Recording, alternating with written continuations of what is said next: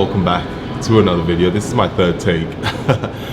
So we are at a commercial gym. We're going to train legs today. Before we get into the video, there's a few fundamental rules to this workout. I mean, the first thing is, I'm pretty sure you've all seen a lot of different type of leg workouts and there's nothing new, absolutely. So what I'm going to try and do is give you something that's different to what you normally do, so you can take away some stuff from my training and implement that into your session. So yes, there's 1,000,001 leg videos, but I'm going to try and make it as interesting as possible. There is 4 parts to this video, and there's few things that you can't skip. The warm-up, okay, and the finisher at the end, you have to do them. So this workout should be about 1 hour and 30 minutes. So if it's too long for you, scale down the sets of the main workout, but you can't skip the warm-up, okay? And then you can't skip the finisher because it's there for a reason.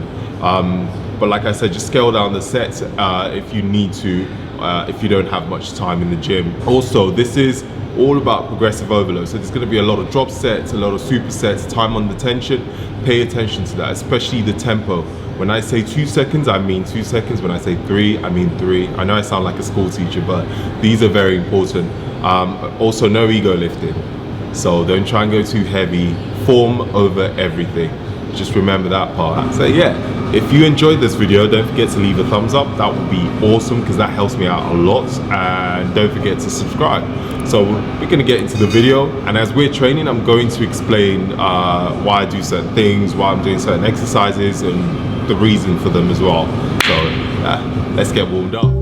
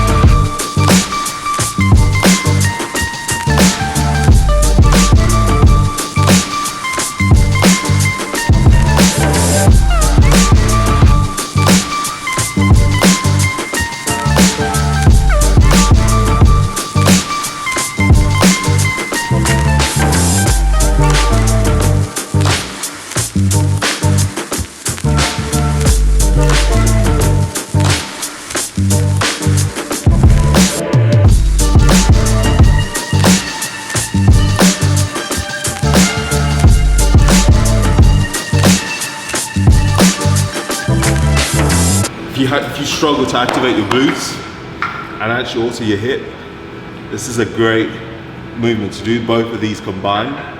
So when I'm on the floor, feet together, and what you want to do is use your hips, open up the band. Now this is a hard band, this is the hardest resistance.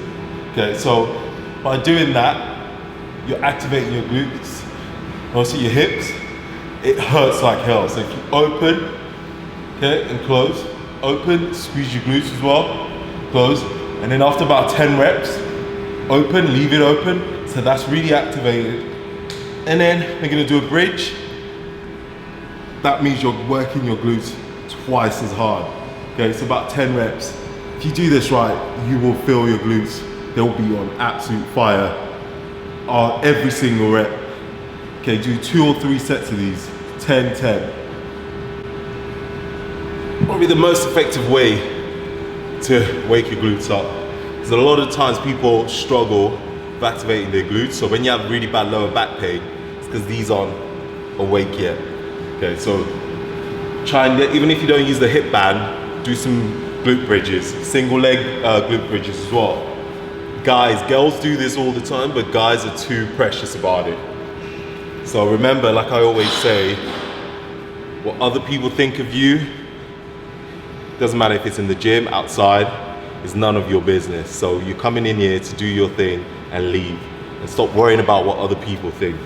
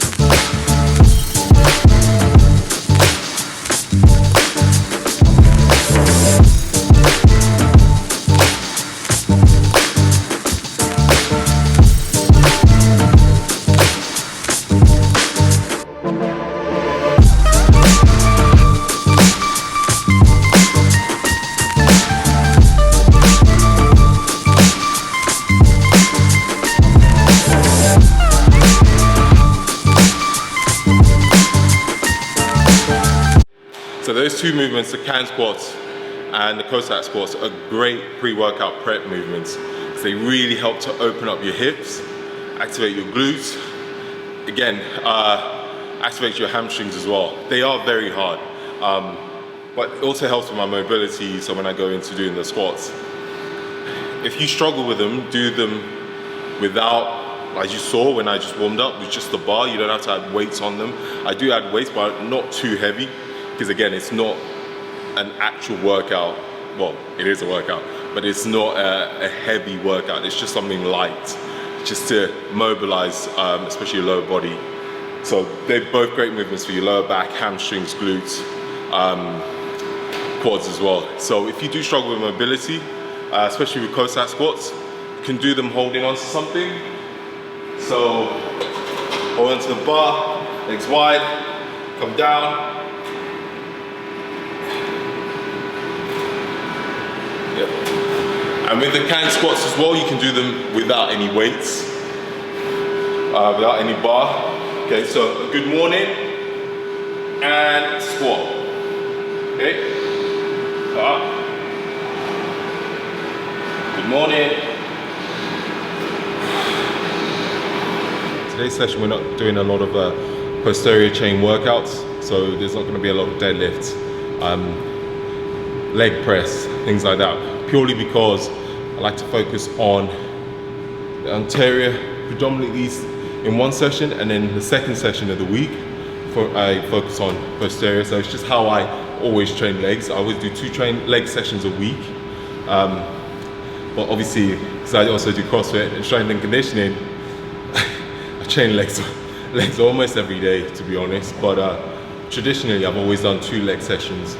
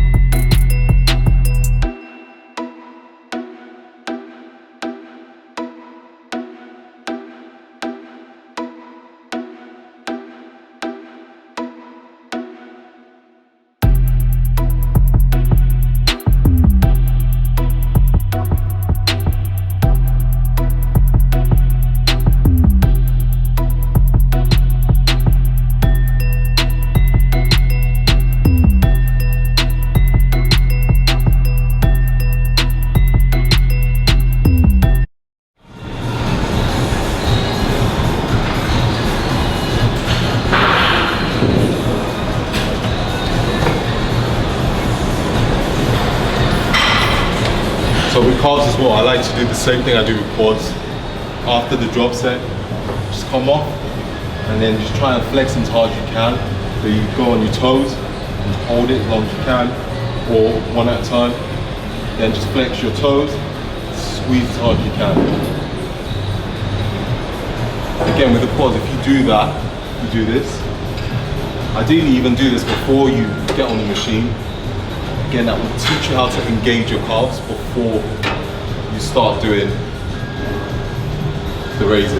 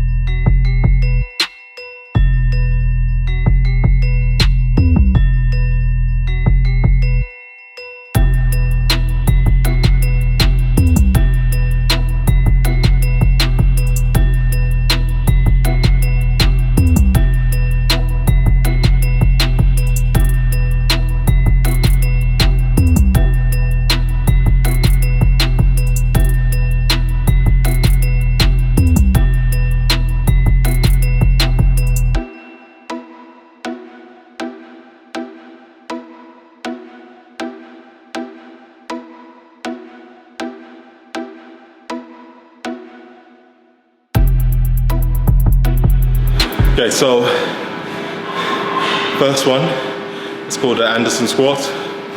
Now, some of you probably know what it is. It's actually, a lot of powerlifters use this just to improve. The weakest part of the squat is when we're down here. So you squat heavy when you're down here. This is where the challenge is to come back up. What that does is it really forces you to activate your glutes, hamstrings, to get you back up, because you cannot use momentum when you're at a dead stop. So Anderson squat is a dead stop squat, and focusing more on the concentric phase of concentric portion of the squat. So as you can see in the video, I'm taking about 3 seconds down to really focus on my quads, and then once I'm down there, second, you're actually supposed to try and come up as quick as you can to try and fire your glutes and your hamstrings to get you back up. If you don't do that, that won't come up. Another thing is you can't go too heavy on this, and you would know why when you do them, because yeah, again, when we normally do a squat, we can use that bounce to bring us back up, but with this you can't do that. So you're going to find that you have to scale down the weight a lot, but yeah, you will definitely, if you haven't done those before, they're awesome. And then, you know I love my kettlebell swings. These, by putting the green band on the swings, one, because they're not really heavy enough, and two, the main reason is it forces you, again, to use your hamstrings and your glutes, and forces you to hinge. Because with the green band, what happens is, if you don't hinge properly, if you use your lower back, if you do this, that kettlebell's not going to come up. So you will have to hinge. So remember that, those two movements we did in the beginning, the Kang Squats, you remember that? That was teaching you how to hinge properly, which is a lot of people find, a lot of people have issues with that hinge portion. So whenever you get lower back pain, it's because we tend to round our shoulders and use our lower back. But using the band will force you to hinge, use your hamstrings and your glutes. So yeah, those two movements together, horrendous.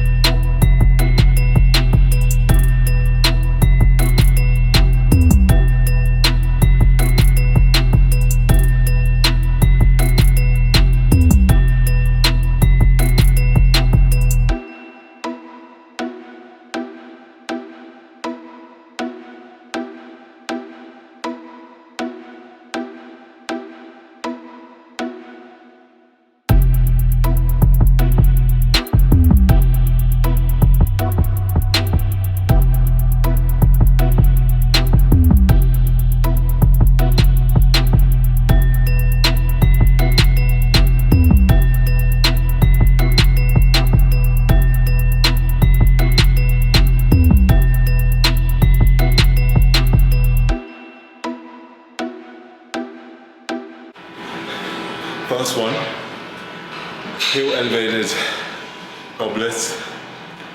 If you notice when I'm doing them, I'm not fully extending at the top. So actually my quads are a perfect way to show, because stopping right there, you can see there's already tension on my quads. And then down there, stop, keeping that tension on the quads. Once you go down here, it becomes using more of your glutes and hamstrings. So you want to stop here to keep that tension. Up, stop there. See that is still tensed. Down, up. Okay, keeping that tension. Elevating my heels just puts a lot more focus on my quads.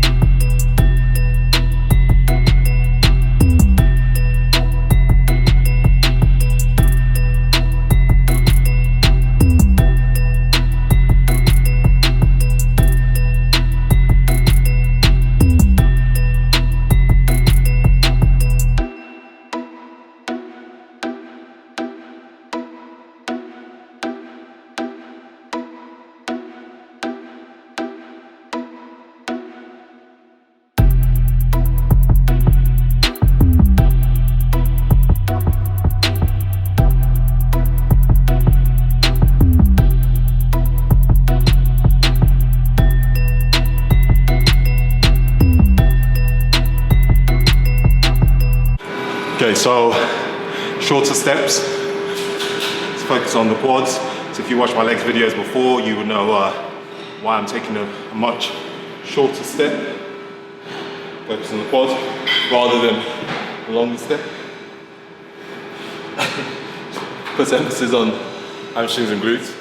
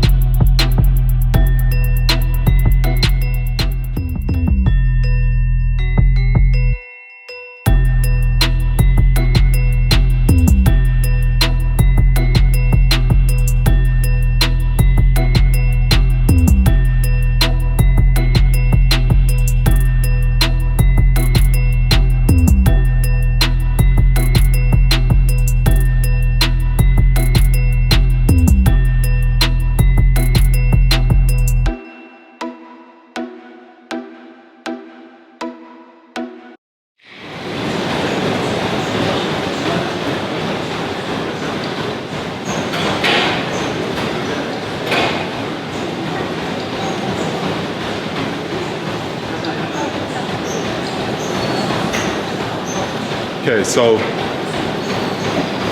I changed it around slightly actually. I was meant to do walking lunges to finish, but I decided to change it to walking lunges and then leg extensions to finish. So 2 drop sets on the leg extensions. And if you watch the video, you can see the tempo, which I'm going to write down. That's exactly how I want you guys to stick to the tempo. It hurts like, it's unreal. I don't use the leg extensions that much anymore. So, man, I already feel it. And that was just the first one. I have another one. So drop set of 4. So whenever you see my video, if it says set 1, 10 times 10 times 10 times 10, that means it's a drop set of 4. So you do 10 reps, drop the weight, aim for 10 reps. You will definitely not do 10 reps. because you'll probably fail about 6 or 7. That's fine. If you can do 10 reps on all 4 drop sets, it's too light. You should struggle every single drop. I mean, I can just about barely get 6. So just keep that in mind with drop sets. You should struggle to hit your target rep range, which is a lot of people don't realize that. So when you put, whenever you see 12 reps, you should ideally be failing at 10, 11. If you're doing 12 reps every single set, the weight's too light. Take the weight up, even if it's by 1 kilo. I'm waffling on now because I'm exhausted and I don't want to do another set.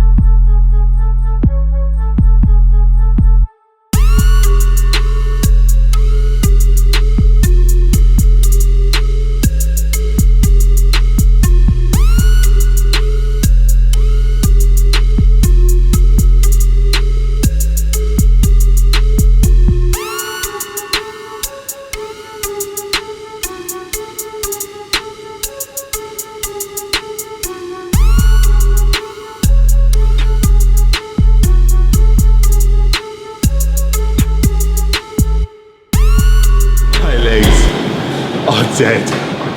Oh, that was hard. So that was just 5 minutes. That whole 3 rounds. So it's not long. When on paper it looks long, but it's not. So I'm just gonna cool down for about 5-10 minutes on the bike. I can't speak. But yeah, hope you guys found this useful. If you can't do the squat cleans properly, just stick to front squats to hold the dumbbells up. Just do front squats with dumbbells. But yeah, hope you enjoyed the video. It is hard, trust me. If you do this right, it would suck. If you have any questions, as always, leave a comment below. I'll be happy to answer them. Don't forget to leave a thumbs up, that would be awesome. Thank you so much for watching. I'm done. Peace out.